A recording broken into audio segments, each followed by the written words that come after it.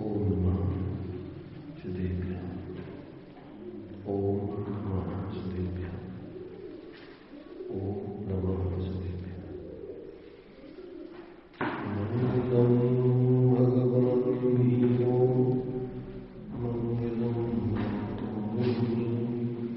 मंगलम चंद्रात्यो जय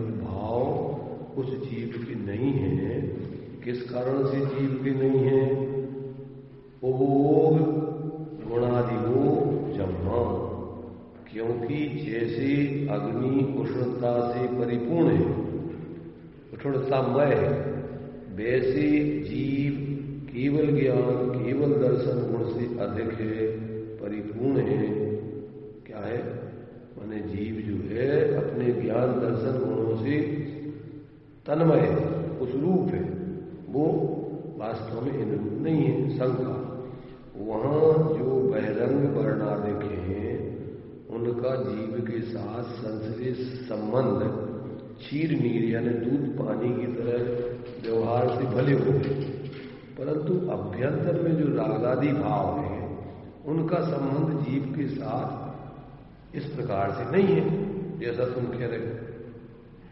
क्या कहा?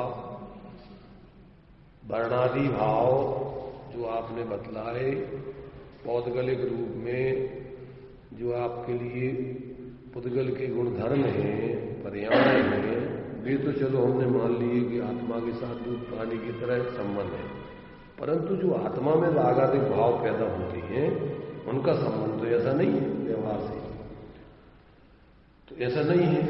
वहां अशुद्ध निश्चय नए से तो अभ्यंतर में जो रागादिक भाव का संबंध है जीव के साथ होना चाहिए।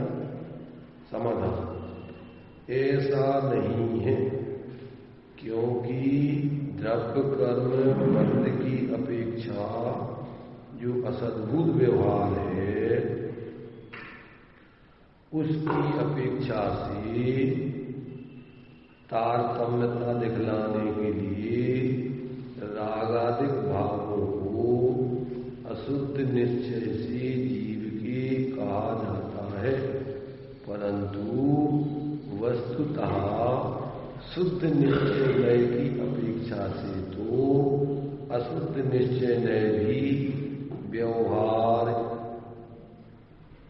अशुद्ध निश्चय नय भी व्यवहार ही है, ऐसा भावार्थ जानना चाहिए। क्या मतलब हुआ कि जो कर्मों में जो प्रकृति प्रदेश स्थिति अनुभाग रूप जो बंध होता है उसके उदय होने पर जीव जब उसमें जुड़ करके और उसमें जुड़ता है तो वो राग द्वेष आदि के परिणाम जीव में जो होते हैं वे वास्तव में तो उस कर्मों के हीनादिकता आदि को बदलाने के लिए वो जीव के कहे जाते हैं, वो जीव में कहे जाते हैं। माने उस कर्मों में जो इस प्रकार का स्थिति अनुभाग आदि पड़ता है, अब उसकी जानकारी कौन देगा? तो उसको तो जीव में ही वो पता पड़ता है, जीव को ही उसका अनुभव हुआ। तो वो जो है उस प्रकार से जो संबंध कर्मों के साथ जीव का है तो उसका उस कर्मों के साथ संबंध है, जीव के साथ नहीं है। इसलिए अशुद्ध निश्चय नय से वो जो जीव के कहे गए हैं तो वो कर्मों की तारतम्यता अनुभाग आदि को बताने के लिए कहे गए हैं, वास्तव में वो जीव का स्वभाव नहीं है। शुद्ध निश्चय नय से देखो तो जीव तो ज्ञाता दृष्टा जानने देखने वाला है, वो रागादिक स्वभाव वाला नहीं है, क्योंकि कर्मों का उदय अभाव हो जाने पर भी रागादिक भाव जीव में नहीं होते।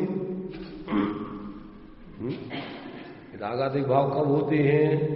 कि जब जीव कर्मों के उदय में जुड़ करके वैसी प्रवृत्ति करता है तो होते हैं, और यदि कर्मों का अभाव होकर के शुद्ध दशा सिद्ध दशा प्रकट हो जाए उसमें तो रागादिक नहीं होते। तो वो कर्मकृत थे, वास्तव में जीव का स्वरूप मूल स्वरूप नहीं था। ऐसा भेद विज्ञान कराने के लिए उनके लिए अपने लिए जीव के कहे जाते हैं, वास्तव में उनमें अभेद करने के लिए अपना स्वभाव मानने के लिए उनको जीव के नहीं कहे। तो वो तो जो है जो रागादिक भाव है उनका संबंध कर्मों के उदय से है, जीव के साथ तादात्म्य नहीं है उनका। तो ऐसा जो है यहां पर उस बात को स्पष्ट करके उसका निषेध किया गया। क्या अशुद्ध निश्चय नए से जीव में जो कहे गए हैं वो काय के लिए कहे गए हैं? वो वास्तव में पुद्गल की तारतम्यता को बताने के लिए कहे गए। कैसा?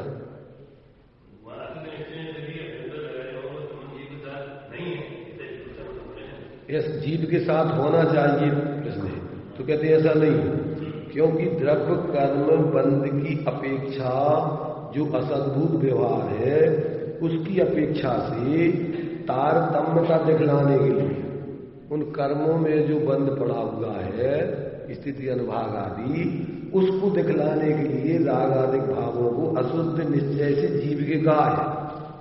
जीव के कहा है, लिखा है ना, नीचे की लाइन पढ़ो। उसकी अपेक्षा से तारतम्यता दिखलाने के लिए राग आदि भावों को अशुद्ध निश्चय से जीव के कहा है। परंतु वस्तुता माने जीव के मूल स्वभाव को देखा जाए तो वस्तुतः निश्चय, शुद्ध निश्चय नए की अपेक्षा से। कौन की अपेक्षा से? जब अपन शुद्ध निश्चय नए की अपेक्षा से विचार करते हैं तो जो अशुद्ध निश्चय नए भी व्यवहार हो जाता है वो भी वास्तव में आत्मा का स्वभाव नहीं सिद्ध होता है। वो कर्मकृत दोष होने से निकाल देने जैसी है, निकल जाने जैसी है, वो निकल जाते हैं। इसलिए वास्तव में तो जीव का स्वभाव क्या है? जानना देखना आदि है। ये रागादिक भाव जीव का स्वभाव नहीं है। तो ये रागादिक भाव जैसे शरीर में बीमारी हो जाए तो बीमारी हुई है, परंतु वो बीमारी शरीर का कोई अंग नहीं है, वो अलग कर देने जैसी है, अतिरिक्त है वो। ऐसे ही जो अपन को रागादिक भाव आत्मा में होती है वो कर्म के उदय में जुड़ने पर उसमें जो तारतम्यता कर्मों के अनुभाग की शक्ति है उसके कारण से उसको इस प्रकार के ये भाव होते हैं। तो वो तो उसका पुद्गल के स्वरूप को बताने के लिए वो उससे संबंध क्या बताना है कि ये इस प्रकार का कर्म में ऐसा अनुभाग है और जिसके कारण से जीव ऐसा जान रहा है और अज्ञान दशा में उसको अपना मान रहा है मिथ्यात्व। वो है किसका? वो स्थिति अनुभाग आदि तो कर्म के उदय का है, जीव का तो है नहीं। अब वो अज्ञान दशा में अपना मानता है, कोई उसका भ्रम है। भाई जीव को ज्ञान होता है, जैसे मान लीजिए आपने मिर्च खाई तो मिर्च में चिरपरापन जो है तो वो मिर्च आपने खाई तो वो चिरपरापन, आपको चिरपरेपन का ज्ञान हुआ कि नहीं हुआ? पर वो चिरपरापन तुम्हें अच्छा है बुरा है तुम्हारा है? चिरपरापन किसका है? वो मिर्च का है कि तुम्हारा है? अब वो क्या करता है अज्ञान दशा में? मिथ्या दृष्टि जैसे ऐसे लगता है जैसे मैंने मिर्च खा ली हो और वो मिर्च अच्छी हो, तो ये क्या है? ये तो कल्पना है तेरी। वो जो चिरपरापन है वो आत्मा में है क्या? आत्मा में आता है क्या? मिथ्या दृष्टि जीव क्या करता है? कर्म के उदय से होने वाले जो भाव हैं क्या उन भावों में क्या असंयुक्त होने पर भी संयुक्त प्रतिभाती क्या? जो कर्मकृत भाव है, कर्मकृत भाव दो प्रकार के होते हैं। एक होते हैं अघात या कर्मकृत भाव संयोग रूप, और एक होते हैं घात या कर्म रूप, कर्म के उदय में होने वाले आत्मा में होने वाले जो भाव हैं वे संयोगी भाव। वे कैसे होते हैं? वे संयोगी भाव आत्मा के पर्याय में उसका प्रतिफल आता है। तो उसका प्रतिफल कैसे आता है कि जीव जब उसमें जुड़ता है तो उसमें उसका प्रतिफल आता है। अगर नहीं जुड़े तो उसका प्रतिफल निर्धृत हो जाए, संबंध निर्धरा हो जाए। तो जब जीव उसमें जुड़ता है तो जीव में जैसे मोह मिथ्यात्व कर्म के उदय में जीव के मिथ्यात्व भाव होता है। अब जीव उस मिथ्यात्व कर्म के उदय में ना जुड़े तो मिथ्यात्व कर्म का उपशम क्षय उपशम होकर उसका भेदन नहीं हो तुम्हें। परंतु जीव क्या करता है? कर्म के उदय में जुड़ करके मिथ्यात्व रूप भेदन करता है। और उसकी क्या करता है उसमें मिथ्यात्व रूप भेदन में कि उस मिथ्यात्व कर्म के उदय में जो आत्मा को अपने ज्ञान दर्शन स्वरूप अनुभूति प्रतीति होने चाहिए वो नहीं होकर के शरीर आदि रूप प्रतीति होती है। नो कर्म के अवलंबन से अपने को शरीर आदि रूप अनुभव करता है। या कर्म के उदय में जुड़ करके जो रागादिक भाव हो रहे हैं तो वे रागादिक भाव तो वो तुम्हारे कर्म के उदय का फल है, परंतु कौन से कर्म का? चारित्र मोह कर्म के उदय का फल है। मिथ्यात्व भाव दर्शन मोह कर्म के उदय का फल है। तुम्हारा उसमें जानना स्वभाव है। तो अपन क्या करते हैं? उस रूप अपने को अनुभव करते हैं। किस रूप? क्रोधादि रूप, मिथ्यात्व आदि रूप। तो ये मिथ्यात्व आदि जो भाव है वो तो कर्म के उदय का प्रतिफल है। क्या है वो? जो आत्मा में इस प्रकार की विपरीत मान्यता पैदा हुई है वो विपरीत मान्यता तो वास्तव में क्या है? ये मिथ्या कर्म का प्रतिफल है। और ऐसी जो आत्मा में जो राग द्वेष की वृत्ति उठी वो भी क्या है? मैंने ऐसा सोचो कि पानी में जो हवा लगती है तो हवा लगने से जो चंचलता पैदा होती है वो पानी का स्वभाव है क्या? पानी है क्या? वो जो चंचलता हुई वो चंचलता क्या है? अथवा ऐसा समझो कि पानी को अपन ने अग्नि पर रख दिया, जो उसमें उष्णता हुई, तो उष्णता क्या है? उष्णता क्या पानी का स्वभाव है? वो किसका स्वभाव है? अग्नि का स्वभाव है। अब वो अग्नि के निमित्त से जो पर्याय में तुम्हारी उष्णता हुई है वो तुम्हारा संयोगी भाव है, वो विभाव भाव है। और वो आत्मा का स्वभाव तो उस समय भी शीतलपना है।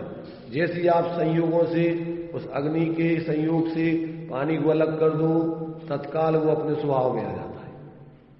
काय में आ जाता है? वो शीतलपने में आ जाता है। उसको उष्णता पैदा की तो वो अग्नि के संयोग अवलंबन लेकर के, अग्नि की उष्णता तो अग्नि में, पर उसके अवलंबन से इसमें जो विकृति पैदा हुई ये भी इसका स्वरूप नहीं। क्यों? कि अग्नि से उतार के रखो तो वो उष्णता खत्म हो जाती है और उसकी शीतलता जो होगी तो जो स्वभाव है प्रकट हो जाती है। इससे क्या मतलब सिद्ध होता है कि वास्तव में जो आत्मा में जितने प्रकार के विकारी भाव आदि होते हैं वो आत्मा का स्वभाव नहीं है।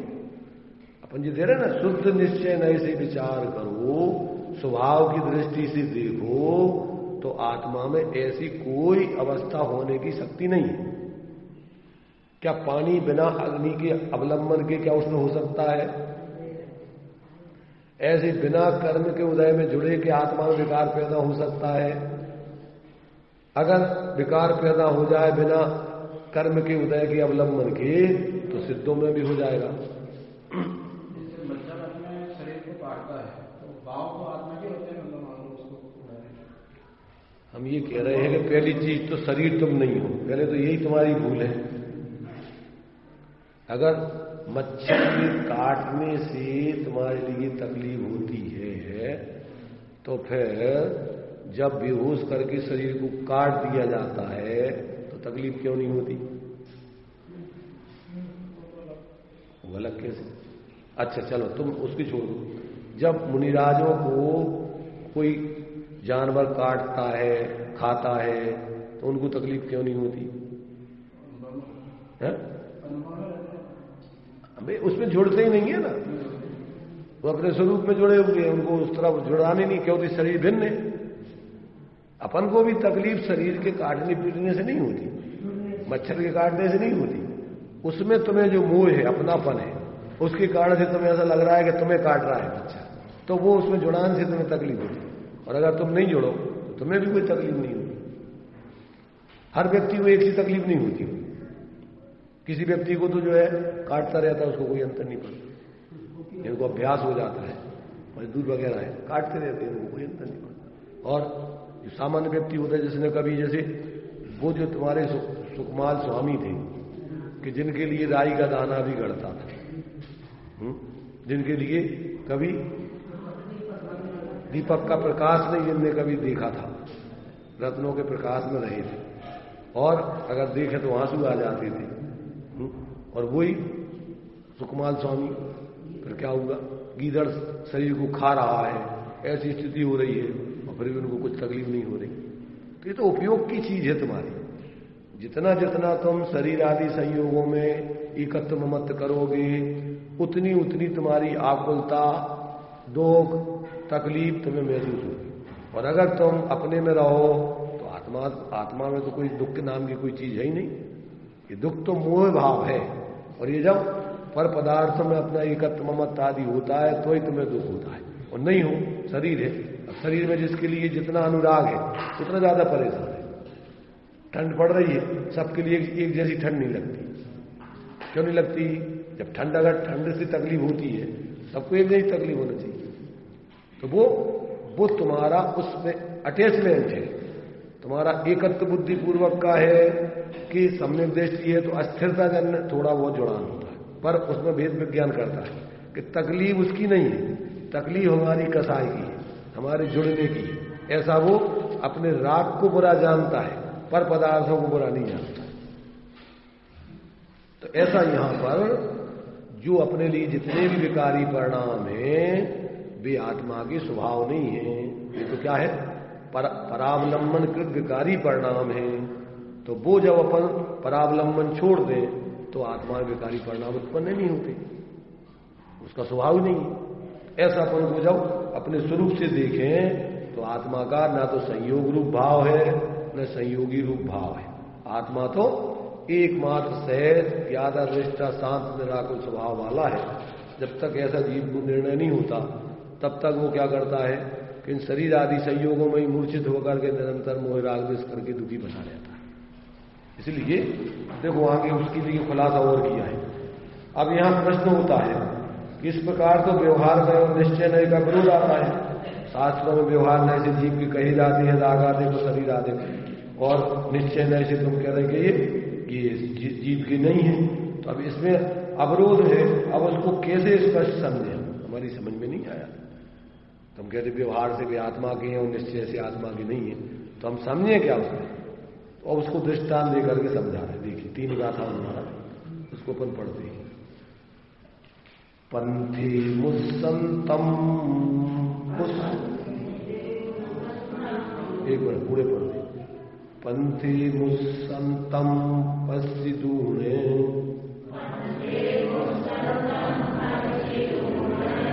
योगा भणन्ति व्यवहारी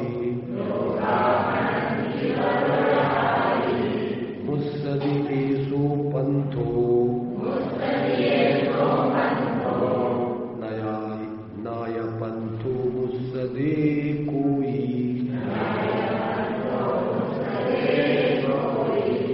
तह जीवे कम्माणम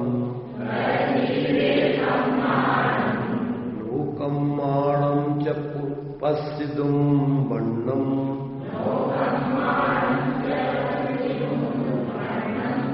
जीवस्य एष वर्णो जिनेहि व्यवहार दो उत्तो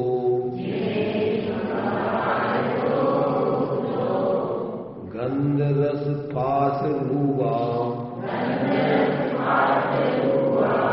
देहो संठान माया जेया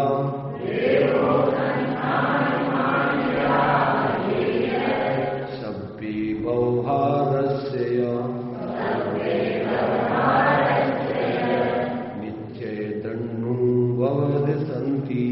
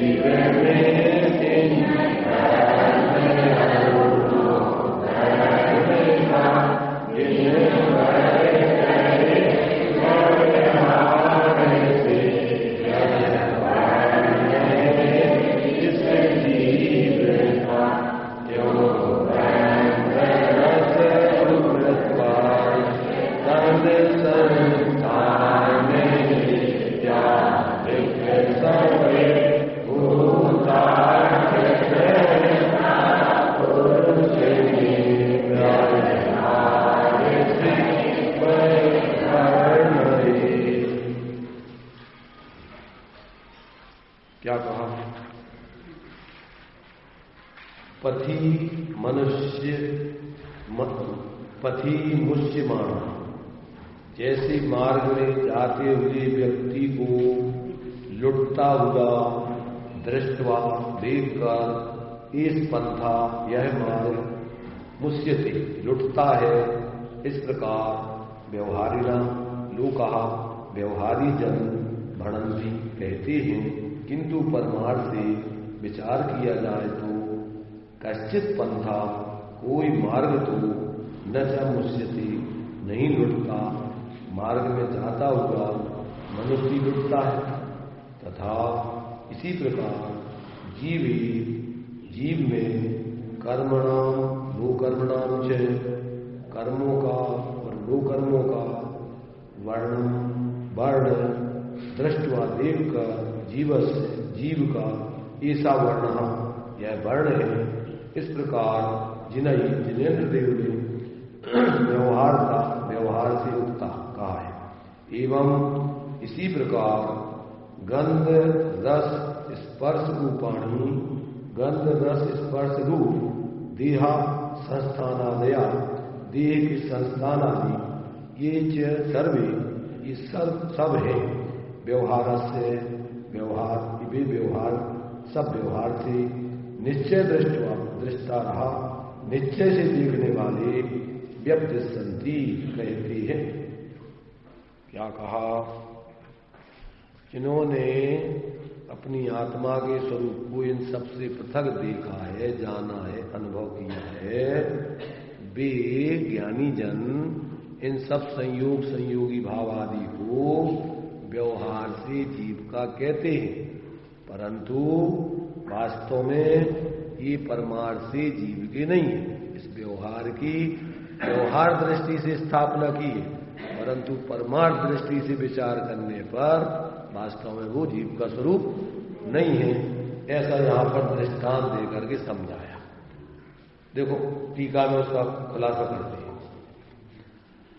जैसे व्यवहारी जन मार्ग में जाते हुए किसी संघ को लुटता हुआ देखकर संघ की मार्ग में स्थिति होने से उसका उपचार करके यह मार्ग लुटता है, ऐसा कहते हैं। तथापि निश्चय से देखा जाए तो जो आकाश की अमुक भाग स्वरूप है वह मार्ग तो कुछ लुटता नहीं है। इसी प्रकार भगवान अनंत देव जीव में बंध पर्याय से स्थिति को प्राप्त कर्म और नुकर्म का वर्ण देखकर कर्म नुकर्म की जीव में स्थिति होने से उसका उपचार करके जीव का यह वर्ण है, ऐसा व्यवहार से प्रकट करते हैं। तो भी निश्चय से सदा ही जिसका अमूर्त स्वभाव है और जो उपयोग गुण के द्वारा अन्य द्रव्यों से अधिक है, अर्थात पृथक है, भिन्न है, ऐसे जीव का कोई भी वर्ण नहीं है। इसी प्रकार गंध रस स्पर्श रूप शरीर संस्थान सहनन राग द्वेष मोह प्रत्यय कर्म नुकर्म वर्ग वर्गण स्पर्धक अध्यात्म स्थान अनुभाग स्थान योग स्थान बंध स्थान उदय स्थान मार्गणा स्थान स्थितिबंध स्थान संक्लेश स्थान विशुद्धि स्थान संयम लब्धि स्थान जीव स्थान और गुण स्थान, यह सब ही भाव व्यवहार से अनंत भगवान जीव के कहते हैं। तथापि निश्चय से सदा ही जिसका अमूर्त स्वभाव है और जो उपयोग के द्वारा अन्य से अधिक है, ऐसे जीव के वे सब नहीं है, क्योंकि इन वर्णादि भावों के और जीव के तादात्म्य लक्षण संबंध नहीं है। क्या दृष्टांत दिया? कि जिस प्रकार किसी मार्ग में जाते हुए लोगों को कोई चोर वगैरह वहां उसको लूट लेते, किसी मार्ग में जाते हुए व्यक्तियों को उस स्थान पर कोई चोर लुटेरे उसको लूट लेते, तो लोग कहते भैया इस मार्ग से मत जाओ, ये मार्ग लूटता है, या ये मार्ग लुटता है, ऐसा कहते थे। तो मार्ग लुटता है, मार्ग लूटता है। मार्ग किसे कहते हैं? मार्ग तो अपन जमीन का हिस्सा अथवा वो आकाश प्रदेश स्थान है, जिस जमीन से व्यक्ति चलते हैं वो स्थान मार्ग है, अथवा वो आकाश जहां पर लोग चलते हैं वो मार्ग है। तो मार्ग तो नहीं लुटता, कोई कहते आकाश को तो कोई नहीं लुटता, लूटता। किसको लूटता है? उसमें चलने वाले व्यक्तियों को लूटता है या वो लुटता है। तो उसके लुटने से, चूंकि वो व्यक्ति उस मार्ग पे चल रहा था, इसलिए उस मार्ग पे चलते हुए होने से मार्ग पे आरोप आ गया कि मार्ग लुटता है। वास्तव में तो चलने वाले पंथी लुटते हैं, यात्री लुटते हैं, वास्तव में मार्ग तो नहीं लुटता है। तो ऐसे ही जीव में कर्मों के उदय से होने वाली क्या है, जो कर्म जो कर्म आदि है, उनके उदय से होने वाले जो भाव हैं, तो उन भावों को आत्मा में देख के, क्योंकि वो जीव के साथ एक क्षेत्रावगाही संबंध है उनका, दूध पानी की तरह दृष्टांत पहले दिया। तो अपन कहते हैं भैया ये दूध बहुत पतला है, अथवा अपन उस दूध को ही अपन दोनों दूध पानी को मिली जुली देख करके अपन दोनों को दूध कहते हैं।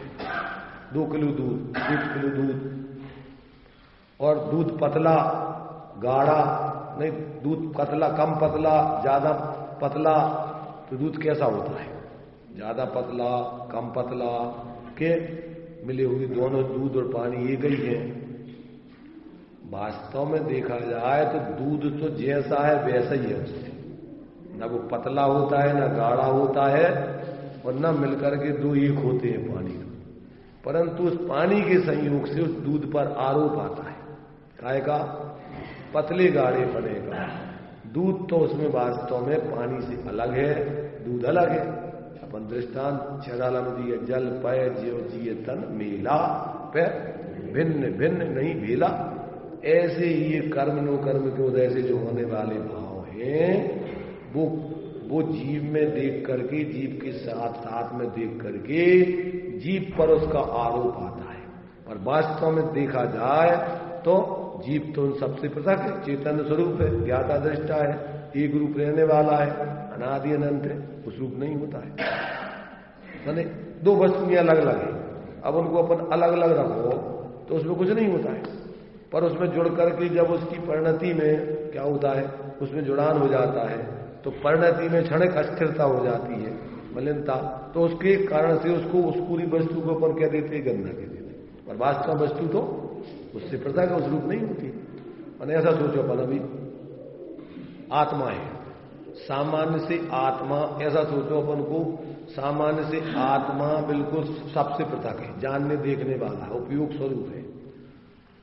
अब ये क्या होता है कि जैसे नीचे से पानी आता है जमीन में से, झरनों में से, अथवा आकाश से, अब वो पानी जिस जमीन पर पड़ता है, जिस पेड़ में जाता है, उस पेड़ के निमित्त से उस पानी को क्या बोलते हैं? कड़वा, चिरपरा, मीठा, जिसमें जाता है तो उसके संयोग से उसका जो स्वभाव स्वरूप उसको कह देते हैं। ऐसे ही अपना ये उपयोग स्वरूप आत्मा है। जब ये उपयोग स्वरूप पहले तो सामान्य से शुद्ध है, जब इसका उपयोग पर में जुड़ता है, उसमें अपने पने की कल्पना करता है, इस तनिष्ठ की कल्पना करता है, तो उसको अशुद्ध उपयोग कहते हैं। क्या बोलते इसको? अशुद्ध उपयोग। और ये पर में नहीं जुड़े, अपनेपन की, अच्छे बुरेपन की कल्पना नहीं करे, तो ये उपयोग स्वरूप है। इस पर शुद्धता शुद्धता का आरोप भी नहीं आता है। अब वो उसमें जुड़ा, उसने मोह राग द्वेष किए, अब उसमें न जुड़ करके अपने में स्थिर हो गया, तो पहले अपन ने जुड़ा तो अपन ने कहा अशुद्ध उपयोग के, अशुद्ध उपयोग के 2 भेद हैं, एक सुपयोग और एक अशुपयोग। अशुद्ध उपयोग के 2 भेद हैं, और शुद्ध उपयोग दोनों से रहित है, ना शुभ रूप है ना अशुभ रूप है, वो सहज उपयोग रूप है, उसका नाम शुद्ध उपयोग है। तो जब अपनी आत्मा किसी में नहीं जुड़े, तो आत्मा अपनी ज्यों की त्यों उपयोग स्वरूप है, ज्ञान दर्शन स्वरूप वैसी रहती। और जब अपन पर में जुड़ के कल्पना करती है, पर अपने में आता नहीं है, शरीर को तुमने अपना माना जाना, तो शरीर तुम्हारा हो गया क्या? शरीर तुम्हारा हो गया? शरीर हो गया? नहीं आ रही?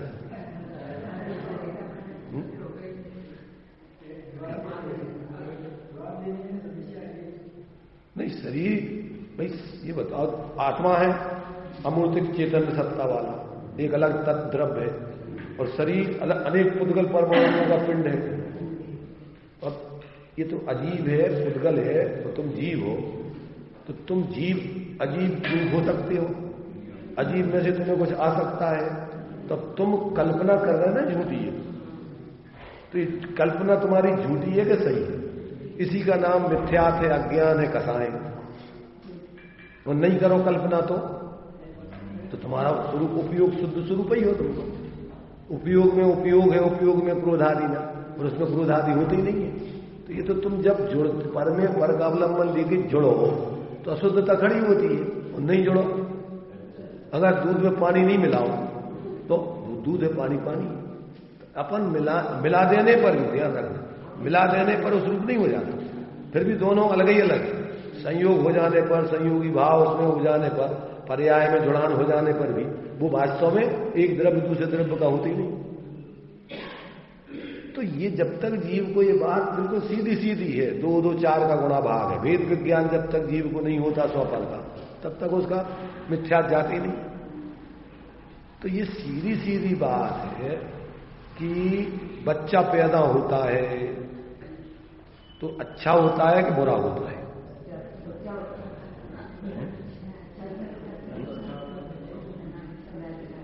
अब अच्छा बुरा कैसे होता है? जब वो यहां पर जो गलत काम करने लग जाए तो वही बच्चा बुरा कहलाएगा, और जब वो अच्छे काम करने लग जाए व्यवहारिक दृष्टि से तो उसको अच्छा कहते हैं। और अगर वो कुछ ना करे तो बच्चा बच्चा है। बच्चे में कोई जाति पाति कुछ नहीं होता है। जब पैदा होता है तब वो बच्चा पैदा होता है, मनुष्य पैदा होता है। ना वो जैन होता है, ना मुसलमान होता है, ना कोई होता है। वो क्या होता है? एक बच्चा पैदा होगा। आसमान जाति द्रव्य पर्याय है वो मनुष्य की। अगर ये अपन इस लोक में से सारे संप्रदायों को अलग कर दिया जाए, जो धार्मिकता के नाम पर जिन्होंने ये अलग अलग अपनी अपनी जाति आदि कुल बना रखी, अगर इनको अलग कर दिया जाए और मनुष्य के रूप में सब जिए, तो फिर कौन सी जाति के होंगे सब?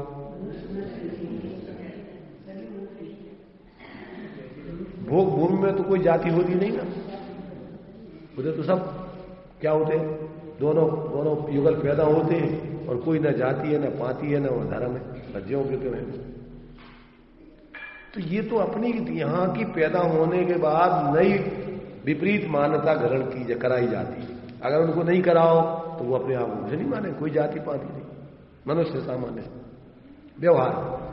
परमार्थ से तो अभी उसमें भी अनादिकाल से अपने स्वरूप को भूल के जीव और शरीर आदि में मूर्छित होकर के जो विकारी परिणाम करता है, उसके निमित्त से जो कार्मण वर्गणाएं ज्ञानावर्णादिक कर्मरूप परिणत होती हैं, उसके निमित्त से अपन को जो शरीर आदि संयोग अघातीय कर्मों के निमित्त से मिलते हैं, और घातीय कर्मों के निमित्त से जो ज्ञान दर्शन में हीनादिकता होती है, और श्रद्धान और चारित्र में एकत्व, पर में एकत्व और राग द्वेष की कल्पना होती है, वास्तव में क्या है? ये जीव के स्वरूप नहीं है, ये कर्मकृत भाव है। ये जीव का स्वरूप नहीं है। जीव का स्वरूप तो क्या है? निखालस ज्ञाता दृष्टा शांत निराकुल है, अमूर्त है। उसकी सत्ता तो पर से संबंधित है ही नहीं। जहां पर अब अपन को अगर अलग अलग शुरू से ही हुए तो इसके लिए कोई समस्या ही नहीं, पर अनादिकाल से क्या है? कर्मों के संयोग सहित संसार में आ रहा है, तो अपने मूल स्वरूप को समझते ही नहीं है, और वो निरंतर उसी रूप अपने को मानता रहता है। जिस पर्याय में जाता है उस पर्याय संबंधी मूर्ता धारण कर लेता है। अब यदि उस पर्याय में इसको ये बोध करा दिया जाए कि तू जीव है, जानना देखना तेरा स्वभाव है, ज्ञाता दृष्टा रहना तेरा स्वभाव है, राग द्वेष मोह करना तेरा स्वरूप नहीं है, तो वो अब ये नहीं करे, ज्ञाता दृष्टा रहे, तो उसका मोह का अभाव हो जाए, मिथ्यात का अभाव हो जाए, और फिर जीव क्या करे? अपने स्वरूप की स्थिरता करके शुद्ध हो जाए। भाई समस्या क्या है कि जीव को अनादिकाल से संयोगी भावों में जी रहा है, उसको अपने स्वरूप का बोध ही नहीं। तो अब उसको स्वरूप का बोध तो जिनने किया है प्रैक्टिकल करके, जैसे दृष्टांत दिया जाता है कि तिली में तेल है, परंतु उसको जिसने कभी देखा ही नहीं हो तो कभी उस तिली में से तेल नहीं निकाल सकता। जिसने कभी तेल निकाल करके, जिसने प्रैक्टिकल करके नहीं देखा हो, तो कोई व्यक्ति उस तिली में से तेल निकाल सकता? घी में से दूध में से घी निकाल सकता? वो समझेगा नहीं कि इस दूध में घी की शक्ति सामर्थ्य है, तो वो उस प्रोसेस को अपनाएगा। फिर उसमें जिसने निकाला तो वो कह सकते हैं कि इस दूध में घी है। ऐसे ही जिन्हों को आत्मा का बोध हो गया, उन्होंने ये सब बातें अपन को बतलाई कि ये जल पै ज्यों जिए तन मीला, पे भिन्न भिन्न नहीं भीला, प्रगट जुदी धन धामा, क्यों हुए मिले एक सुतरामा। ये तुम्हारा स्वरूप नहीं है, और जो तुम इसमें जुड़ के मोह राग द्वेष आदि कर रहा है, ये भी तेरा स्वभाव नहीं है। ये तेरी दोष है, ये तेरी विपरीत मान्यता है, ये तेरा ज्ञान है, ये तेरे मिथ्याचरण है। अब तू अगर इनमें नहीं जुड़े और तू अपने में स्थिर हो जा, अपनी श्रद्धा ज्ञान का लीनता कर, तो ये तेरे जीवन में शांति का, ये तेरा स्वभाव है। तो अब ये जब तक जीव नहीं समझे और ये नहीं करे, तो अब वो क्या कर रहा है वो तो वो जाने, धर्म नहीं कर रहा है। अगर ऐसा भेद विज्ञान करके अपनी स्वरूप स्थिरता, स्वरूप की श्रद्धा ज्ञान लीनता नहीं करता, तो धर्म तो नहीं कर रहा, और क्या कर रहा है वो जाने। धर्म तो ये कही है, कौन सा है? वस्तु स्वरूप को समझ के परद्रव्यों से भिन्न अपनी श्रद्धा ज्ञान लीनता करना, इसका नाम धर्म। इसके अलावा कोई धर्म नहीं। इस धर्म की सिद्धि करें जिस तरीके से, उसको अपन व्यवहार से कहेंगे धर्म, परंतु इसकी सिद्धि नहीं करे और जो कुछ भी करे वो सब भ्रम है। पर बोलते या बुद्ध से निज न जानो भ्रम गणो हितकार। और आचार्यों के तीर्थंकरों का वचन कहते हैं, भ्रम रोग हर जिनके वचन। भगवान का उपदेश काहे के लिए? इस भ्रम को तोड़ने के लिए उपदेश है, इसके अलावा और कोई उपदेश का उद्देश्य नहीं है। और अगर भ्रम को नहीं तोड़े इस उपदेश को सुन के, तो समझ लेना कि वो भ्रमित है। उसने कोई ना तो शास्त्र पढ़ा, न भगवान को सुना, न वो कोई धर्म कर रहा है, वो भ्रम में अपने आप को धर्मात्मा मान रहा है। तो ये अपन को बता रहे, ये भेद विज्ञान करा रहे हैं। पूरे ग्रंथ में तुम्हारे लिए प्रतिज्ञा की आचार्य देव ने, 5वीं गाथा, कि अनादिकाल से जीव संसार में रगड़ रहा है, विषय कसायों में मूर्छित होकर जी रहा है। आत्म की है विषय कसाय, और इनमें ही निरंतर अपनी परिणति ले जाए। सुत परिचिदान भूदा सब्बस भी काम हो बंद कथा, एयत्तस सुवलंबो नवरी न सुलोभ यत्तस। अपने उस एकत्र आत्मा का न तो इसने स्वरूप अनुभव किया, न जाना, न परखा, न सुना, और जो इसको जानते हैं न उनकी सुनी। क्या किसकी सुनी? जो अपने स्वरूप को नहीं जानते, ऐसे मोही जनों की सुनी। आपस में एक दूसरे का आचार्यत्वपना एक दूसरे ने किया हुआ। इसलिए आचार्य कह रहे, हम तुम्हें क्या करेंगे, जिसको तुमने आज तक नहीं जाना, नहीं सुना, अनुभव नहीं किया, परिचय नहीं किया, हम तुम्हें वो बात दिखलाएंगे। तुम उसको हम जिस विधि से दिखलाएं, उस विधि को अगर उस विधि को अपनाओगे तो तुम्हें ऐसा स्वरूप का अनुभव होगा, और अगर उस विधि को नहीं अपनाओगे तो तुम्हें स्वरूप अनुभव नहीं होगा। अब तुम फिर छल ग्रहण कर लेना किसी प्रकार का धर्म के नाम पर, तुम जानो, पर जब तक तुम्हें ऐसा स्वरूप का अनुभव नहीं हो जाए, तब तक तुम अपने आप को ये समझना कि हमने अभी स्वरूप धर्म नहीं समझा। आचार्य कह रहे कि हम अपने अनुभव से तुम्हें बता दें।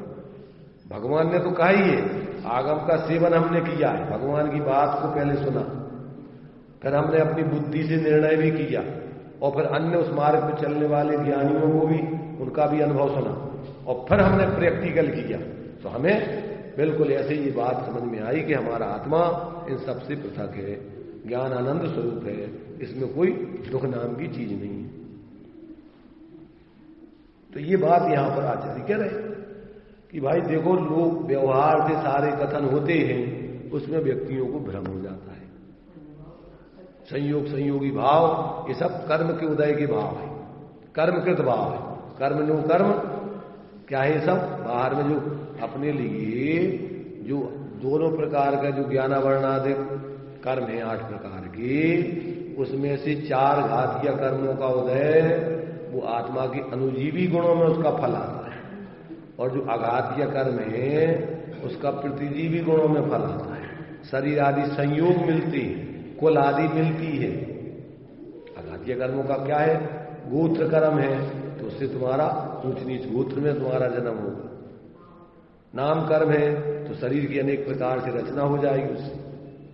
आयु कर्म है तो एक निश्चित समय तक के लिए तुम्हें शरीर में वो रोक के रखेगा।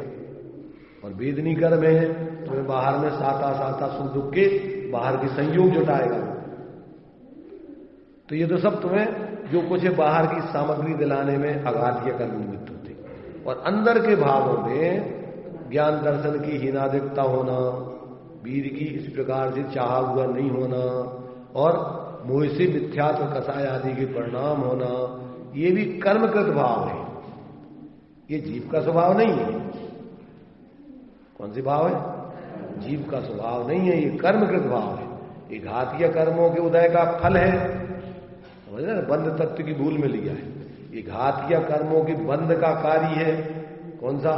ज्ञान दर्शन की हीनादिकता होना, चाहा हुआ न होना, मिथ्यात कसाय की भाव होना, और एक निश्चित समय तक एक शरीर में रहना, शरीर की अनेक प्रकार की रचना होना, और कुल में उच्च नीच कुल में पैदा होना, और बाहर में सुख दुख के निमित्त मिलना संयोग आदि। इसमें सब में कर्म निमित्त है। ये जीव का स्वभाव नहीं है और किसी अन्य के द्वारा नहीं किए जाते। कोई और भगवान नहीं बैठा कहीं करने वाला, ये सब कर्मकृत भाव है। तो अब उसमें दोष क्या, गलती क्या करता है बंध तत्व की भूल? तो इनका या तो स्वयं कर्ता बनता है और या अन्य किसी को कर्ता मान लेता है। और जब स्वयं कर्ता नहीं दिखता और अन्य कोई कर्ता नहीं दिखता तो मूढ़ होकर के भवितव्य को स्वीकार कर लेता है कि ये ऐसे ही होना था। ये बंध तत्व की भूल है। ये काय का है? ये कर्मों के बंध का कार्य है। जो कर्मों का बंध हुआ 8 कर्मों का, उसके उदय में ये परिस्थिति बन रही। अब इससे भेद विज्ञान करना है। अगर 7 तत्वों की भूल मिटाना है तो अपने को क्या जानना? जानने। ये सब अपन हीनाधिक ज्ञान वाले नहीं, इसलिए 6 डाला में दिया है कि अपने लिए अगर मूर्ख प्रवीण मानता है तो मूर्ख माने क्षय संज्ञान की कमी, और प्रवीण माने क्षय संज्ञान की उघाड़ता ज्यादा, तो वो तो कर्मकृत कार्य है। तेरा स्वभाव तो जानना देखना है, तेरा कम ज्ञान और ज्यादा ज्ञान स्वभाव नहीं है। ये तो कर्म के उदय का कार्य है। इसलिए तू अपने को मूर्ख प्रवीण नहीं मानना। इसलिए मुनिराजों को एक प्रज्ञा परिचय है, एक अज्ञान परिचय है। अगर ज्ञान का क्षयोपम कम हो तो अपने को हीन नहीं मानना, मूर्ख नहीं मानना। ज्ञान का क्षयोपम ज्यादा हो तो दम्भ नहीं करना कि हम बहुत जानते हैं, दूसरे लोग मूर्ख। अपने को उसका अहंकार, क्षयोपम ज्ञान का अहंकार नहीं करना। तो दोनों प्रकार से दोनों में सहज रहना, अपने ज्ञात अधिष्ठ शांत रहना, अपना स्वरूप जानना देखना, शांत रहना। तो ये 8 कर्मों के उदय में जो परिस्थिति बन रही है, ये तो कर्म के बंध का कार्य है। कर्म का जो बंध हुआ उसके उदय का कार्य है। अब उसको अपना स्वरूप मानना। देखो शरीर आदि तो तुम हो ही नहीं, और शरीर आदि में जो एकत्र पने का भाव हो रहा है वो भी तुम्हारा स्वरूप नहीं है। अपने को स्त्री मान रहा है, अपने को पुरुष मान रहा है, तो ये क्या, कौन सा भाव? मिथ्यात्व का भाव। क्यों? क्योंकि तुम तो स्त्री पुरुष तो हो ही नहीं, तुम तो जीव। उपयोग स्वरूप चेतन को उपयोग रूप, चिन्मूलत निर्मूलत अनु पुद्गल्लभ धर्म अधर्म का इनते न्यारी जीव जा ताकू न जान विपरीत मान कर करे देहादि में निज पिछा। ये तो मिथ्यात्व का भाव है। इसको भी समझना, अपने ज्ञान में ही मिथ्यात्व का भाव समझ में आवे कि ये हमारा तो जानना है स्वभाव, और ये मिथ्यात्व का भाव हमारा स्वरूप नहीं। ये क्या है? ये आश्रव भाव है। आश्रव भाव के भेद अपन को बतलाए ना, मिथ्यात्व, अवरति, प्रमाद, कसाय, योग, ये बंध के हेतु आश्रव है। तो अब ये जीव है कि आश्रव है? अब इससे भेद विज्ञान करना कि ये हमारा स्वरूप नहीं है। कौन सा? मिथ्यात्व का भाव। शरीर तो तुम्हारा है ही नहीं, वो तो पृथक ही है। और जो मिथ्यात्व का भाव हो रहा है वो भी कर्मकृत मोह कर्म के उदय का भाव है। तुम्हारा स्वभाव तो जानना है। इसको जानो कि ये आश्रव है, ये मेरा स्वरूप नहीं, तो मिथ्यात्व गल के निकल जाएगा और तुम क्या होगा? ज्ञातादृष्ट रह जाओ। अभी अपने को शरीर मान रहे, अमीर गरीब मान रहे, ये मिथ्यात्व के भाव। क्यों? कि अमीर गरीब माने क्या था, बाहर के संयोग पुतगल के अगर वो गुजारा तो अपने उन संयोग तेरे में घुस गए, तू बड़ा हो गया उससे। पूरा का पूरा 24 घंटे ये सब मिथ्यात्व के पोषण करने वाले परिणाम रात दिन चलते रहे। जब तक ये धारा प्रवाह इसका भेद विज्ञान नहीं चले, हर समय ऐसा नहीं मंदिर से काम नहीं चलेगा, यहां आकर के अपन ने थोड़ा सुन लिया और मूर्ताएं बेच जाऊंगी त्यों, इससे काम नहीं चलेगा, इससे मिथ्यात्व नहीं करेगा। जो 6 महीने का दिया है, रात दिन आपको उठते बैठते खाते पीते मैं तो जानने वाला हूं, ये सब मेरा स्वरूप नहीं, मैं खाने वाला नहीं, और ये जिसको खा रहा हूं ये तो अपने से भिन्न नहीं है। ये खाने का भाव आश्रव भाव है, और उसमें कल्पना करना अच्छा बुरा ये भी आश्रव भाव है। वास्तव में तो तू इन सबको आश्रव भावों को भी जानता है, क्या है, जानने वाला है, तो ये इन सबको करने वाला नहीं। तो अपने ज्ञान लक्षण से, उपयोग लक्षण से, अभी शाम को चल रहा है ना लक्षण और लक्षणाभास, तो जीव का लक्षण क्या है, जानना देगा। रागादिक तो जीव का लक्षण नहीं। अगर रागादिक करो, जीव का लक्षण करोगे तो कौन सा दोष आएगा? अगर जीव को रागी द्वेषी मानोगे मूवी तो कौन सा दोष आएगा? 3 दोषों से रहे तुमसे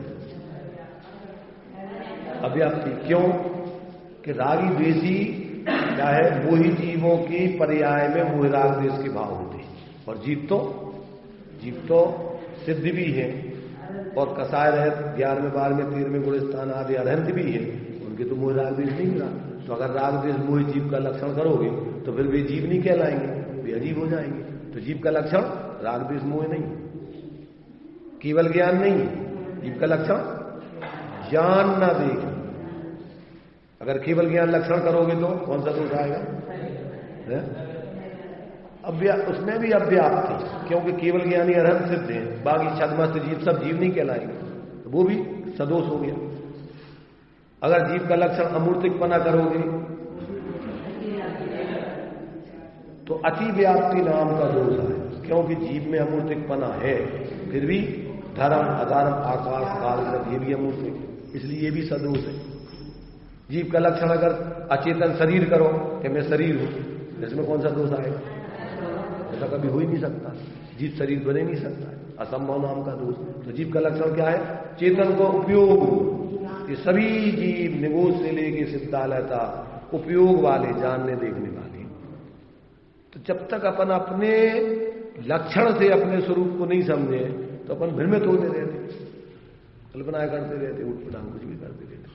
तो अपन जीव हैं, जीव ही थे, जीव ही रहेंगे, अपन शरीर आदि नहीं होंगे। आश्रव आदि विकारी क्रोधादि भाव आश्रव भाव है, ये जीव का स्वरूप नहीं है, ये उसकी पर्याय का दोष है। क्षण क्षण का होता है। अगर तुम जिस क्षण नहीं मानो अपने को शरीर आदि, वो क्षण तुम्हें मिथ्यात्व हो गई नहीं, तो तुम प्रति क्षण अपने को अंदर में निरंतर मानते रहते, अभिप्राय में वही मान्यता बना रहती। अभी अपन यहां बैठे, पर अभिप्राय में क्या जमा हुआ है कि अपन तो मनुष्य हैं, और मनुष्यों में फिर स्त्री हैं, पुरुष हैं, और उसमें मनुष्यों में अभी बगीरवाल है, खंडेरवाल है, बूढ़वाल है। क्या हो? कितने कितने प्रकार का मिथ्यात्व का परिणाम रात दिन चलता रहता है, अपन को होश ही नहीं। बार बार अभ्यास, वेद विज्ञान का अभ्यास आचार्य कह रहे कब तक करना कि जब तक ज्ञान ज्ञान में प्रतिष्ठित नहीं हो जाए, यावत ज्ञानम ज्ञाने प्रतिष्ठित, जब तक ज्ञान ज्ञान में प्रतिष्ठित नहीं हो जाए तावत पदाच्युत्वा, वेद विज्ञान का अभ्यास करते रहो। ये जब वेद विज्ञान माने क्या, अब ये अपन जानने देखने वाले हैं, अपन ये नहीं, क्योंकि अनादिकाल की कुटे में पड़ी हुई रात दिन वे मिथ्यात्व के भाव चल रहे हैं, और वे भावों वाले जीवों की संज्ञा पर रह रहे हैं, तो वे ही तुम्हें शिक्षा न दी। तुम्हें इसको बताने वाले कितने लोग हैं? ये तो आचार्य कुंद देव ने, भैया हम तुम्हें अपना तुम्हारा मूल स्वरूप बता रहे हैं, तुम अनादिकाल से अपने स्वरूप को भूल के इनमें रची पची और सब संयोगी भावों में। तो अब ये अपन यहां सुनते हैं और फिर किंतु परंतु कह के और फिर योग्य तो लग जाता, अरे ठीक है ये तो निश्चय की बात है। अरे निश्चय की नहीं, तुम्हारी बात है, और निश्चय माने सही बात है, और व्यवहार माने उपचार की बात है, संयोग आदि की बात है। तो अपन उसको तो वो निश्चय व्यवहार के झगड़े में डाल देते। अपन तो भैया व्यवहार वाली है, कि अपन को आत्मा महात्मा की बात नहीं करनी, ये आत्मा वाली है सब, निश्चय वाली तो आत्मी आत्मा की बात नहीं करनी। और तुमको, तुम व्यवहार वाले हो और तुम तो खावे पीवे की बात है, अकेले संसार की बात है। जो कौन सा धर्म? अरे निश्चय व्यवहार तो वस्तु स्वरूप को समझाने के लिए है कि व्यवहार से संयोग आदि की तरफ से आत्मा इच्छित अवगाही होने से उपचार से शरीर आदि रूप जीव को कह रहे, परंतु वास्तव में जीव शरीर आदि रूप हुआ ही नहीं, अभी भी नहीं है, पहले भी नहीं था, कभी होगा ही नहीं। तो अपन क्या करते हैं, पार्टी बंदी में डाल करके अपने मिथ्यात्व का पोषण और जबरदस्त करते हैं। अरे भाई, ये आचार्यों की वाणी को अपन इस सांप्रदायिक बुद्धि में लेकर के अपनी दुर्दशा मत करो, और आगे आने वालों को भी ऐसा खोटा जो है इस प्रकार का सांप्रदायिक बनेगा, अपन उनको संपत्ति दे के मन जाओ कुसंस्कारों की, उनको भैया समझो भगवान जिनेंद्र की वाणी सुनो, तुम्हारा मूल स्वरूप क्या है जो आज तक तुम भूले हुए। तो ये आचार्य अपन को कितने कितने दृष्टांत दे करके कितने कितने तरीके से अपन को अपना स्वरूप बता रहे, 29 भावों से अलग करके तुम्हारा मूल स्वरूप ही है। किसको बता रहे? ये किसको बता रहे? ये सब जीवों को, जीव का, प्रत्येक जीव का स्वरूप यही है। ये तो जैन अजैन हिंदू मुसलमान कुछ है ही नहीं, ये तो कल्पना है तेरी। आज मर करके तू जैन कुल में आ गया, कल मर करके मुसलमान के कुल में जाएगा तो क्या करेगा? मतलब नमाज पढ़ने चला जाएगा, हिंदू के कुल में चला जाएगा तो वहां तो जाकर के तू राम, जो हिंदू धर्म में मानने वाले उसमें भी 50 संप्रदाय, कोई किसी को मानने वाले, कोई किसी को मानने वाले, कोई किसी को मानने वाले, 50 ऐसी। अब जैन कितने प्रकार के जैन? अब तुमसे पूछे कोई कहले हम जब शुरू इस मार्ग में आए कि तुम कौन से जैन हो? कौन से जैन? जैन है भैया, मुझे कौन से जैन? हम नहीं जानते कौन नहीं। अरे भाई, जिनेंद्र भगवान को मानते हैं, जिनेंद्र भगवान ने जो स्वरूप बताया उसको हम उस पर चलने का अभ्यास कर रहे हैं, तो हम तो जैन है। नहीं, तुम कौन से जैन है बताओ?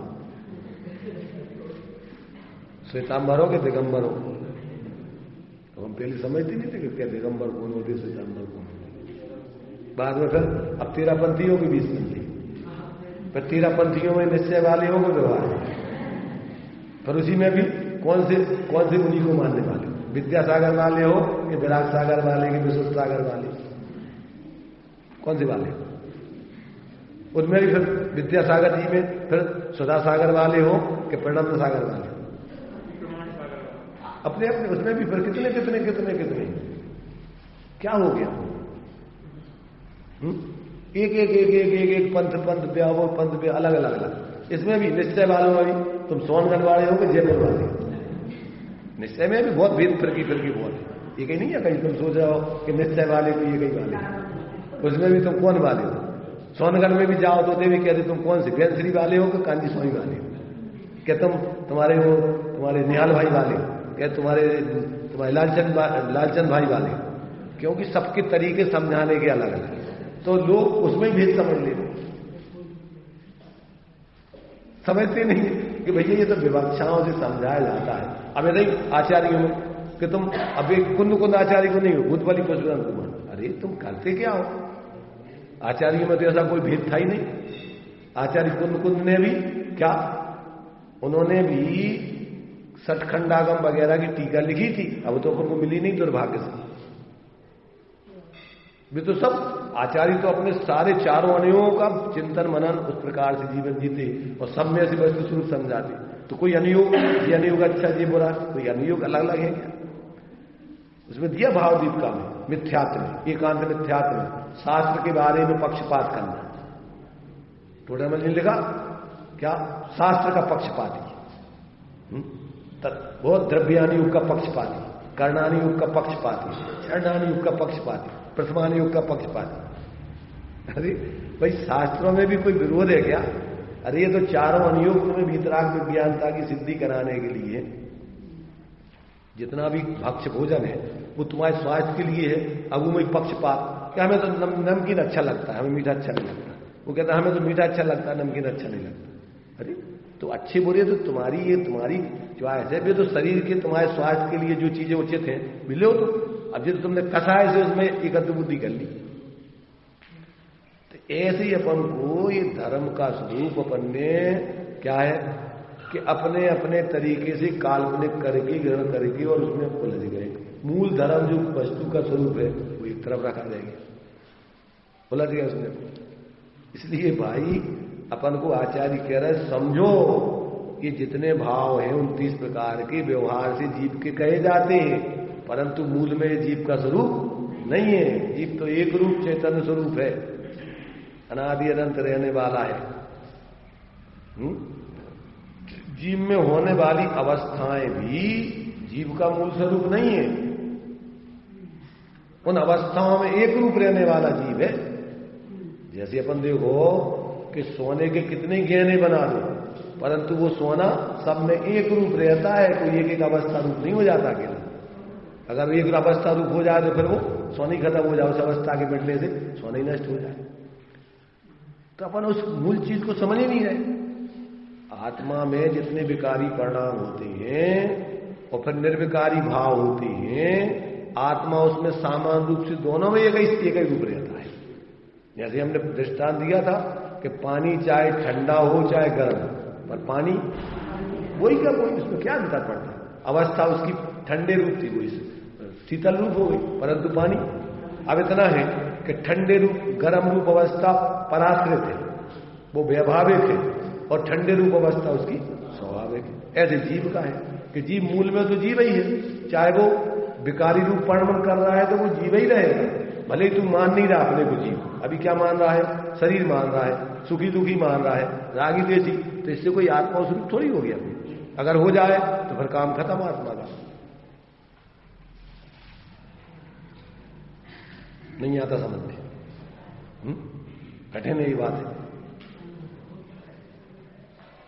मैंने इतनी सीधी सादी बातें अपन को लिख रहे आचार्य, बच्चों ने ऐसे समझा रहे दृष्टांत अपने लिए कि जैसे पंथ को लुटता, पंथ में व्यक्ति को संघ को लुटता हुआ देखकर कि मार्ग लुटता है लूटता है, ऐसा कहते हैं। तो मार्ग लूटता है मार्ग लुटता है, ऐसे जीव में कर्म नोकर्म कृत भावों को देखकर ये जीव है ऐसा कह देना कि कैसा है, ये उपचार का व्यवहार का कथन है।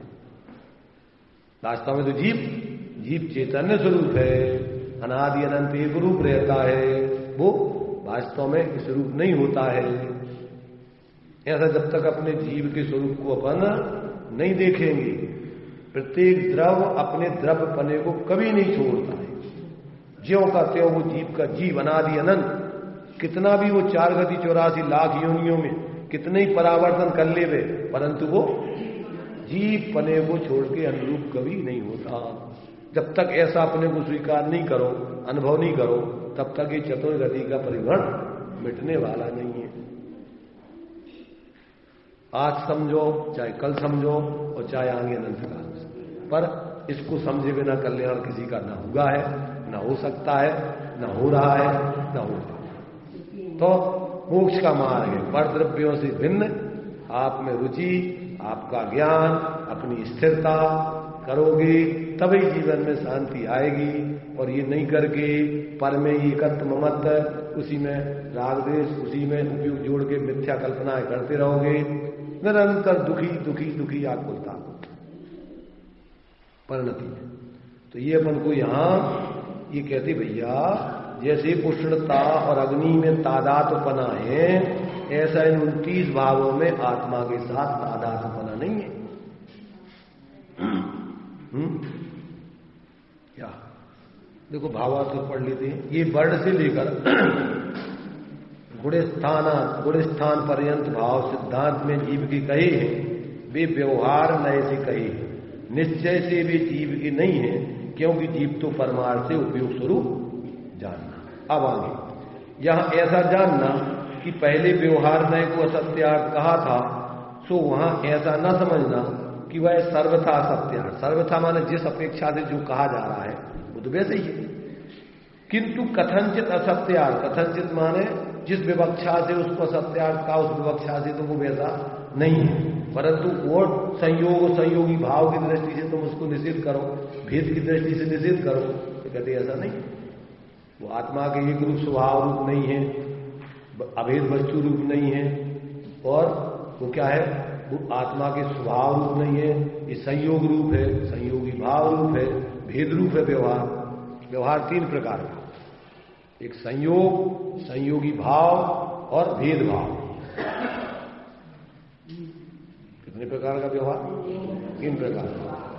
संयोग को दो भागों में बांट दिया, एक नजदीकी संयोग, एक थोड़े दूर के संयोग। तो इसको व्यवहार को दो भागों में बांटा है। और नजदीकी व्यवहार को अपन बोलते हैं संयोगों को अनौपचारिक सद्भूत असद्भूत व्यवहार, और दूर के संयोग जिससे अपना संबंध है व्यवहार में, उसको औपचारिक असद्भूत व्यवहार। लोक में उससे अपना कोई संबंध है व्यवहार से, इसलिए उसको अपन ने असद्भूत, आत्मा की सत्ता से है तो सब भिन्न, परंतु लोक में अभी उसके साथ आपका संबंध चलता है व्यवहार में, इसलिए उसको औपचारिक अनौपचारिक असद्भूत। तो अब तो यहां तुम्हें भेद विज्ञान करना है। अभी तुम्हें व्यवहार का जब स्वरूप बताएंगे तब तो तुम्हें भैया तुम्हारे लिए तुम्हारे घर, तुम्हारा घर ही तुम्हारा है, दूसरों का घर तुम्हारा नहीं है। अगर उसको लोगे तो तुम्हें सजा होगी, चोरी का अपराध लगेगा। तो व्यवहार से तो लोक व्यवस्था के लिए सब व्यवस्था है, परंतु यहां परमार्थ से जब स्वरूप समझना है तो इन सबको अपने से पृथक जाना, और अपना कुछ नहीं है। अपना जब शरीर ही नहीं है तो अब प्रगट धन नाम, कहां मकान, कहां पुत्र, कहां स्त्री, कहां परिवार। तो अभी अपन को मूल में भेद विज्ञान करना है। अभी व्यवहार की बात जब करेंगे तो व्यवहार से उपदेश कोई देंगे, क्यों कि अगर नहीं देंगे तो लोक में तुम जी नहीं पाओगे। कैसे जी? लोक व्यवस्था के लिए सब व्यवहार है, पर परमार्थ के लिए इन सब से पृथक अपने स्वरूप को समझ के उसकी आराधना करना। ज्ञानी जीव भी व्यवहार में जिएंगे तो विवेक पूर्वक जिएंगे, पागल होकर नहीं जिएंगे, वो कुछ भी किसी को कुछ भी करने लगता है। परंतु परमार्थ से वो जानेंगे कि ये सब जब तक अपन व्यवहार में है तब तक ये विवेक पूर्वक की प्रवृत्ति है, परमार्थ से तो अपना स्वरूप ये अलग ही है, अपना कुछ नहीं, ऐसा जानेंगे। तो ये व्यवहार भी व्यवहार की दृष्टि से सत्य यथार्थ, और अपने अंदर जो भी पर के संबंध में जो अपन को भाव हो रहा है, ये भी भाव सम्यक दृष्टि को एकत्र ममत्व के भाव नहीं होती, पर अस्थिरता जन्म ये भाव तो अपन को चलेंगे। राग आदि जो हो गए परिवार में, ये राग होना, या अपन को जो धर्म के आयतन है उनके प्रति अनुराग होना, ये सब चल रहा है, परंतु ये शुभ अशुभ भाव है, आश्रव भाव है, और ये वास्तव में स्वभाव के अवलंबन से छोड़ने लायक, ऐसा ज्ञानी जानता है। तो ये सब व्यवहार को व्यवहार रूप में निषेध नहीं है, परंतु मूल में ये तेरा परमार्थ स्वरूप नहीं है, इसमें तेरे लिए चतुर्गति नहीं घूमता। अगर इसी में उलझा रहेगा तो तेरा कभी मोक्ष नहीं होगा, तू पूर्ण सुखी नहीं होगा। इसलिए कह रहे कि ये कथनचित असत्यार्थ माने जिस अपेक्षा से उस अपेक्षा से तो असत्यार्थ ही है, क्योंकि जब एक द्रव्य को भिन्न पर्यायों से अभेद रूप उसके असाधारण गुण मात्र को प्रदान करके कहा जाता है, तब परस्पर द्रव्यों का निमित्त नैमित्तिक भाव तथा निमित्त से होने वाले पर्याय भी सब गौण हो जाते हैं। जब अपन अपने एक रूप स्वरूप को बताते हैं तो सब क्या हो जाते हैं? ये सब गौण हो जाते हैं। इनको अपन इस तरफ नहीं देखते। वे एक अभेद द्रव्य की दृष्टि में प्रतिभाषित भी नहीं होती। जब अपन जिस चीज का अनुभव अपने स्वरूप का एकत्र वक्त अनुभव करेंगे तो अपन को फिर उस स्वरूप में ये दिखाई नहीं देगी, तो इससे प्रतिभाषित ही नहीं होती। इसलिए वे सब उस द्रव्य में नहीं है। इस प्रकार कथनचित निषेध किया जाता है यदि उन भावों को उस द्रव्य में कहा जाए तो वह व्यवहार नए से कहा जा सकता है। अगर उस द्रव्य में कहा जाता है तो वो व्यवहार से संयोग संयोगी भाव आदि के रूप में कहा जाता है। ऐसा नए विभाग है। यहां शुद्ध नए की दृष्टि से कथन है, इसलिए ऐसा सिद्ध किया है कि जो यह समस्त भाव सिद्धांत में जीव के कहे गए हैं सो व्यवहार से कहे गए हैं। यदि निमित्त नैमित्तिक भाव की दृष्टि से देखा जाए तो वह व्यवहार कथनचित सत्यार्थ भी कहा जा सकता है। तो व्यवहार की दृष्टि से व्यवहार तो यथार्थ है, उसके लिए निषेध नहीं है। यदि सर्वथा असत्यार्थ ही कहा जाए, अगर उसको सर्वथा मानो ही नहीं कहा जाए तो सर्व व्यवहार का लोप हो जाएगा, फिर सारी लोक व्यवस्था ही खत्म हो जाएगी और सारे संयोगी भाव ये सब ये भी नहीं रहे, इनका भी अभाव हो जाएगा। तो सर्वथा सत्यार्थी कहा जाए तो सर्व व्यवहार का लोप हो जाएगा और सर्व व्यवहार का लोप होने से परमार्थ का भी लोप हो जाएगा। जब भेद रूप वस्तु नहीं रहेगी तो उन भेदों का समूह तो अभेद है, कोई वस्तु अखंड वस्तु की अभी सिद्धि नहीं होगी। माने अगर तुम जैसे अमृत धारा में व्यवहार से 3 चीजें हैं और तुम उन 3 चीजों को मानो ही नहीं, उनको निकाल दो सबको, तो अमृत धारा नाम की चीज कौन सी बचेगी? तो एक एक चीज वो अमृत धारा नहीं है। आत्मा में गुण भेद है, पर्याय भेद है और संयोगी भाव है, परंतु वो आत्मा का मूल स्वभाव नहीं है। इतना अपन को समझना है। तो जब तक अपन को जिस विवक्षा से जो कथन किया जा रहा है वो नहीं मानो तो सब भ्रमित हो जाओगे। ना तो परमार्थ की सिद्धि होगी और न व्यवहार की। तो परमार्थ का सब लोप हो जाएगा। इसलिए जिनेन्द्र भगवान का उपदेश स्यादवाद रूप समझना ही सम्यक ज्ञान है। सर्वथा एकांत ग्रहण करना वह मिथ्यात्व जानना।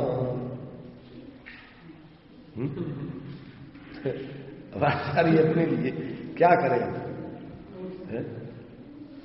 माने जैसे बने तैसे तुम्हारी मूर्ता टूटे और आप सही मार्ग पर आकर यथायोग जीवन में जिए। जिस भूमिका में हो उस भूमिका में निश्चय व्यवहार का सुमेल बना के जिए, अर्थात अपनी एकत्र भक्त आत्मा का जितना जितना आश्रय होता जाए उतनी उतनी तो वीतरागता प्रकट होती जाएगी, अतीन्द्रिय आनंद प्रकट होता जाएगा। उसमें तो कोई विकल्प है नहीं, उसमें तो कोई काम होगा नहीं। अब जो साथ में बची रहने वाली कथाएं हैं, अभी उसमें आपको जब तक पूर्ण स्वरूप में स्थिरता नहीं हुई तब तक आपको विवेक रख करके बाहर में प्रवृत्ति करना है। संयोग संयोग है।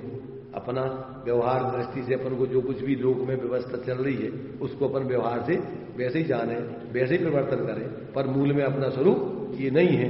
और जितने पराश्रित भाव है स्वभाव वे वास्तव में छोड़ने लाएंगे। परंतु जब तक अभी अपन पूर्ण स्वरूप में स्थिर नहीं हुए तब तक विवेक पूर्वक प्रवृत्ति करके मिथ्यात्व से रहित होकर और पाप आदि से बचते हुए और विवेक पूर्वक व्यवहार धर्म में प्रवृत्ति करके स्वरूप आराधना करें। इसके लिए अपन को ये आचार्य देव बार बार अनेक अनेक दृष्टिकोणों से यहां अपन को समझा रहे हैं। अब इसमें हमें लगता है कि कहीं कोई भ्रम की स्थिति तो नहीं रहनी चाहिए। आचार्य सारी स्थितियों को स्पष्ट कर रहे हैं और उस स्थिति को स्पष्ट करके फिर अपना प्रयोजन साधने के लिए किसे ऊर्ध्व करना है, किसे मुख्य करना है, वो बात भी अपन को बता रहे हैं। चलिए